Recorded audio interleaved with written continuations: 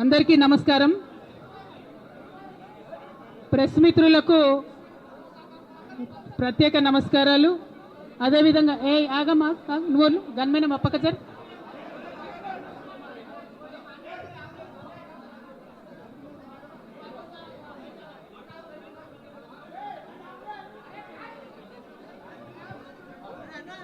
ఓకేనా.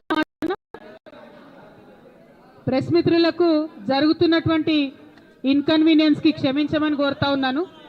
అట్లానే ఇక్కడ ఇవాళ ఇంత పెద్ద ఎత్తున హాజరైనటువంటి జాగృతి కార్యకర్తలకు నాయకులకు అందరికి కూడా హృదయపూర్వకంగా నా నమస్కారాలు తెలియజేస్తా ఉన్నాను. కానీ జాగృతి కార్యకర్తలు దయచేసి సాయిని వెనక్కి జరు కూర్చోబెట్టు, ప్రెస్ వాళ్ళని ఫ్రీగా కూర్చొని వెనక్కి జరు బిడ్డ. అజయ్ సీనా ఒక్క అడుగు వెనక్కేనా ప్లీజ్, కొద్దిగా వాళ్ళు ఫ్రీగా నిలబడండి. ప్రెస్ మిత్రులందరికీ కూడా ధన్యవాదాలు తెలియజేస్తా ఉన్నాను సమయం తీసుకొని ఈ పత్రికా సమావేశానికి వచ్చినందుకు.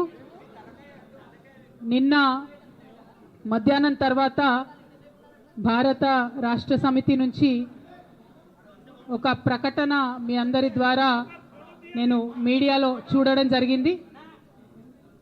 మరి బీఆర్ఎస్ నుండి వచ్చినటువంటి ఈ ప్రకటనలో పార్టీ ఎమ్మెల్సీ శ్రీమతి కె కవిత ఇటీవలి కాలంలో ప్రవర్తిస్తున్న తీరుతెన్నులు, కొనసాగిస్తున్న పార్టీ వ్యతిరేక కార్యకలాపాలు బీఆర్ఎస్ పార్టీకి నష్టం కలిగించే రీతిలో ఉన్నందున పార్టీ అధిష్టానం ఈ విషయాన్ని తీవ్రంగా పరిగణిస్తున్నది.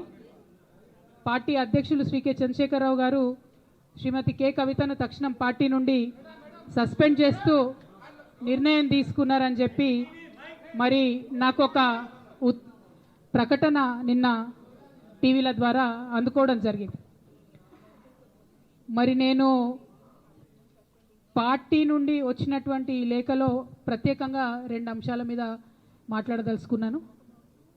నేను అక్రమ కేసులు పెట్టి నా మీద తిహార్ జైల్లో 5.5 నెలల పాటు ఉండి బయటికి వచ్చిన తర్వాత నవంబర్ 23వ తారీఖు 2024 నుండి నేను ప్రజాక్షేత్రంలోకి వచ్చి అనేక కార్యక్రమాలు చేయడం జరిగింది. మరి నేను చేసినటువంటి పనులలో మొట్టమొదటిది ఒక బిడ్డ హాస్టల్లో చనిపోతే ఆమెను విజిట్ చేసి, అట్లానే